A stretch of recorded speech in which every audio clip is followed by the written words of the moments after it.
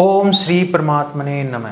इस संसार में 99.9% लोग या तो शादी कर लेते हैं या फिर कहीं ना कहीं अपने काम की पूर्ति कर लेते हैं। क्या वो यह सब करके आनंदित हो पाते हैं, संतुष्ट हो पाते हैं? मैं 99.9% लोगों के बारे में बात कर रहा हूँ। बिल्कुल भी वो ना तो कभी संतुष्ट हो पाते हैं, ना वो कभी आनंदित हो पाते हैं। आनंद बस इतनी देर का होता है जब तक वो काम की पूर्ति की क्रिया में लगे रहते हैं, उसके बाद नहीं। Because it is momentary, it is transient, it is short lived, it is not permanent Anand.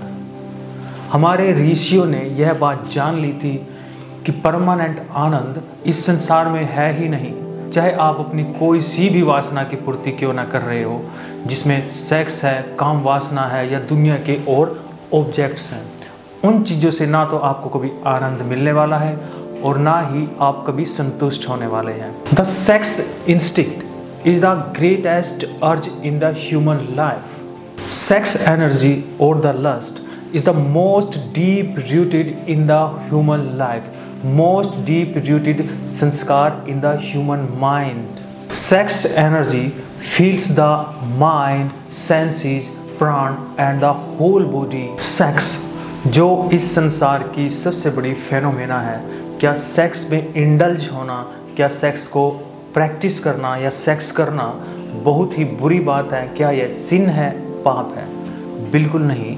Sex करना पाप नहीं होता, किसी भी तरीके से यह किसी भी प्रकार का सिन नहीं होता, बल्कि यह इंस्टिंक्टली हमारी बॉडी में होता है, नेचुरली ह्यूमन बॉडी में होता है। संस्कार रूप से यह आत्मा के साथ, सूक्ष्म शरीर के साथ दूसरे शरीर में चला जाता है और जन्मों जन्मों तक यह मनुष्य के माइंड में बना रहता है सूक्ष्म रूप से। तो किसी भी प्रकार से इस चीज़ में इंडल्ज होना बुरी बात नहीं है, लेकिन ये बात जान लेना जरूरी है कि यह इसका जो आनंद है वह परमानेंट भी नहीं है। The sex pleasure is mixed with pain, sorrow, disease, sin, fear also, so it is not pure pleasure. We must find the pure pleasure. What is pure pleasure? That is in celibacy, यानी ब्रह्मचर्य में ही आप permanent pleasure, permanent आनंद, permanent ecstasy पा सकते हो।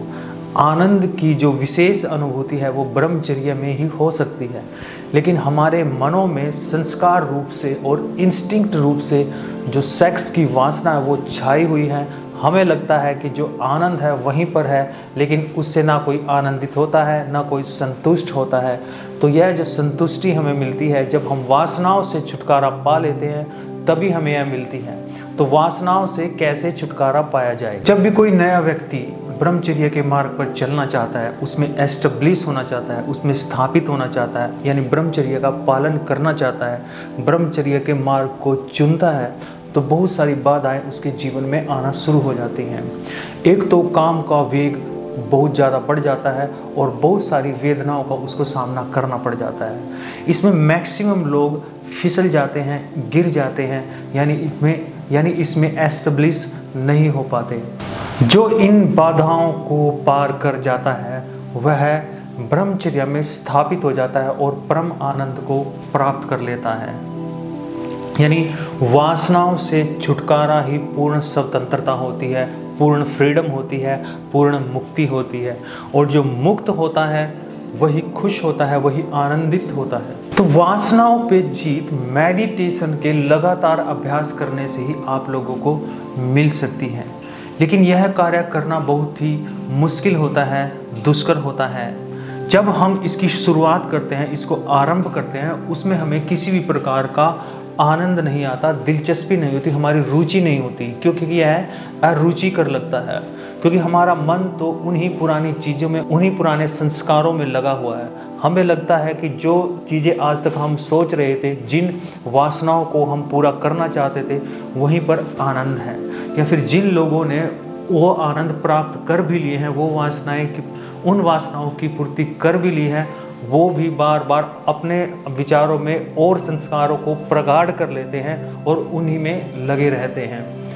लेकिन जो लोग गुरु के सानिध्य में, ग्रंथों के सानिध्य में अपनी दृढ़ इच्छा से, मेडिटेशन के प्रभाव से इसको जीत लेते हैं, वह परम आनंद को प्राप्त कर लेते हैं। परम आनंद का मज़ा आप एक बार लेकर तो देखिए, वासनाओं से छुटकारा आप पाकर तो देखिए। आपको ये लगेगा कि हम तो एक दुख से भरा हुआ, डर से भरा हुआ जीवन जी रहे थे, लेकिन अब हम मुक्त है।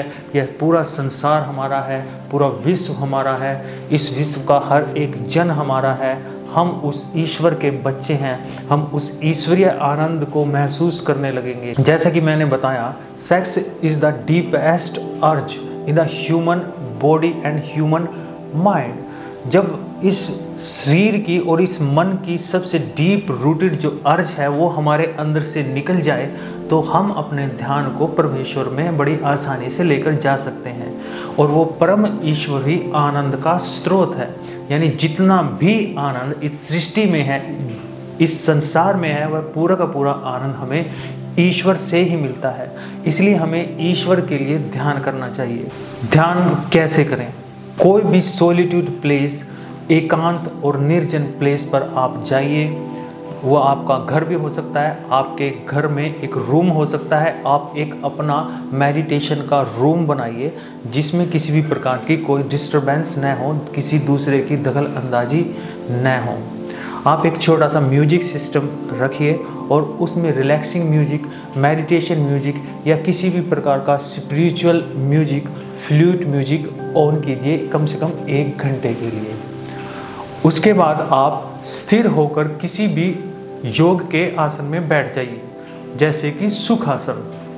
सुखासन में बैठने के बाद आप 2 मिनट तक प्राणायाम कीजिए, जिसमें आप भस्त्रिका प्राणायाम कर सकते हैं या फिर अनुलोम विलोम या फिर नाड़ी शोधन प्राणायाम का अभ्यास कर सकते हैं। यह अभ्यास करने से आपका जो चित्त है थोड़ा सा शांत हो जाएगा। उसके बाद आप परमेश्वर से प्रार्थना कीजिए, हे परम पिता परमेश्वर, मैं तो बहुत कमज़ोर व्यक्ति हूँ, मेरे विचारों पर कोई भी किसी भी प्रकार का वश नहीं चलता। मैं इन कामनाओं से मुक्ति पाना चाहता हूँ। इनमें मैं जल जल कर तप कर बहुत ही परेशान हो चुका हूँ। अपने आप को मैंने पूरी तरह से जला लिया है, नष्ट कर लिया है। अब मैं इन सब से बाहर आना चाहता हूँ। मेरी इतनी शक्ति नहीं है, मेरा इतना सामर्थ्य नहीं है कि मैं स्वयं ही अपनी शक्ति से, अपनी इच्छा से इनसे बाहर आ पाऊँ। इसलिए आपकी अनुकंपा की, आपकी कृपा की मुझे बड़ी आवश्यकता है। आप अपनी शक्ति से, अपनी अनुकंपा से, अपनी कृपा से मुझे इन सब से बाहर निकालिए। यह प्रार्थना करने के बाद आप मेडिटेशन शुरू कीजिए। मेडिटेशन में आपने म्यूजिक को ऑन करना है और 1 घंटे तक अपने आप को निर्विचार करने का अभ्यास करना है। इसमें आपने कुछ भी नहीं करना, जस्ट 1 घंटे तक एक पोस्चर में, एक स्थिर आसन में बने रहना है। जो भी विचार आपके दिमाग में आए उनको आप नहीं रोक सकते तो आने दीजिए, लेकिन आसन से बाहर मत जाइए, यानी उठिए मत। 1 घंटे तक आप ऐसे ही बैठे रहिए। 1 घंटे के अभ्यास के बाद अपने आप को आप पूरी तरह से परिवर्तित पाएंगे, पूरी तरह से चेंज, ट्रांसफॉर्म। आपके जो विचार हैं, आपकी जो बॉडी है, पूरी तरह से ट्रांसफॉर्म मिलेगी। लेकिन जब आप इसको सालों तक लगातार करते रहेंगे तो आप सभी प्रकार की वासनाओं से मुक्त अपने आप को कर लेंगे। आप ब्रह्मचर्य में एस्टेब्लिश हो जाएंगे, ब्रह्मचर्य में आप स्थापित हो जाएंगे, यानी वासनाएं आपको सताना बंद कर देंगी। बहुत से लोग अपने सेक्स की पावर को बढ़ाने के लिए अलग अलग दवाइयाँ ढूंढते हुए फिरते हैं।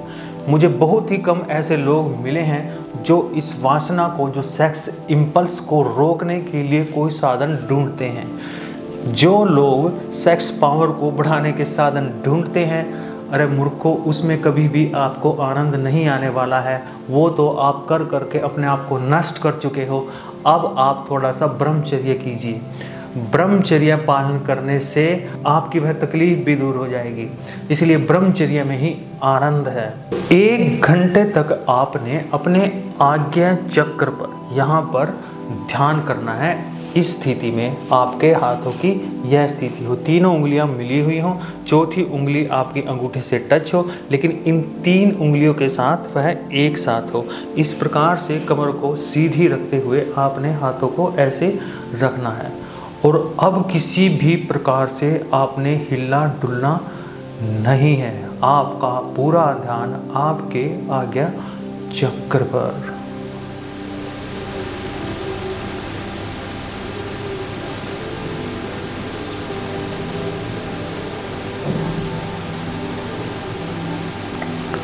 एक घंटे तक आपने यह अभ्यास करना है।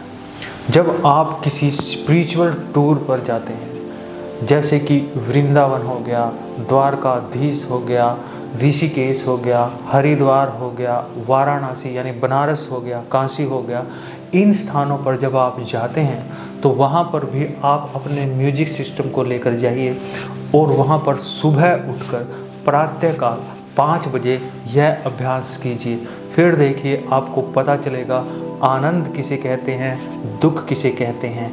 आनंद में और दुख में आपको भेद का पता चलेगा। नमस्कार।